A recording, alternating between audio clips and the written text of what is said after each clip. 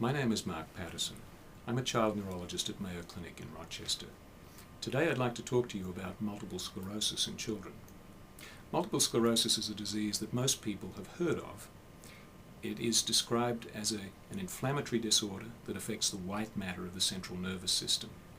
In neurology we think of a particular aphorism to understand multiple sclerosis, and that is that it's a disorder in which lesions, in this case plaques, occur within the white matter of the brain and spinal cord in different places at different times. In other words, we say that they are scattered in place and time. Fortunately, thanks to the advent of magnetic resonance imaging, the diagnosis is much easier than it was in the past. Patients may present in a variety of ways depending on where the lesions occur in their central nervous system. There may be episodes of sensory change, of weakness, which can involve the arms, legs, one side of the body or the other, depending on the location of the lesion. Many patients will have involvement of the optic nerves, which can cause pain and vision loss within the optic nerves. Others, there may be involvement of structures in the brainstem or cerebellum, which can cause unsteadiness of gait, slurring of speech, weakness of the face, difficulty with articulation and chewing, and so on.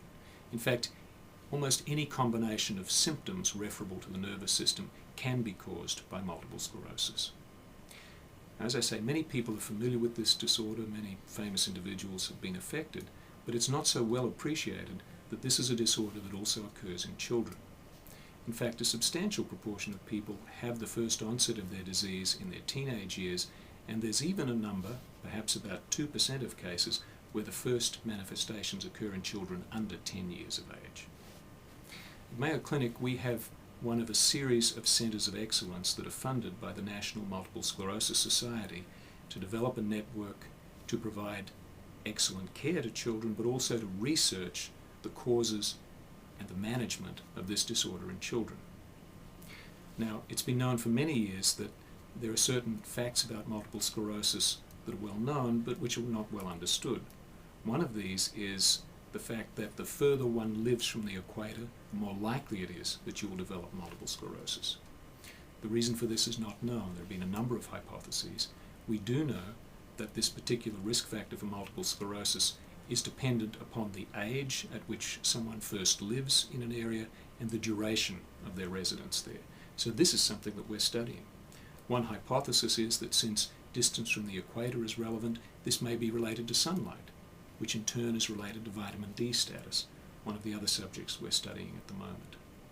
And of course, another important question to ask is, if we diagnose multiple sclerosis in children, can some of the drugs that have become available in recent years, which are known to modify the course of multiple sclerosis, have a beneficial effect if they're given to treat children very early in life? We don't know the answers to these questions, but the whole purpose of our research, again as part of a collaborative national network, is to answer them. We also have the great benefit here at Mayo Clinic of working with our adult colleagues. We have a particularly strong multiple sclerosis research group, and in fact now a multiple sclerosis centre, which is headed by my senior colleague, Dr. Moses Rodriguez, who is internationally renowned for his original and very thought-provoking work in researching the causes and management of multiple sclerosis.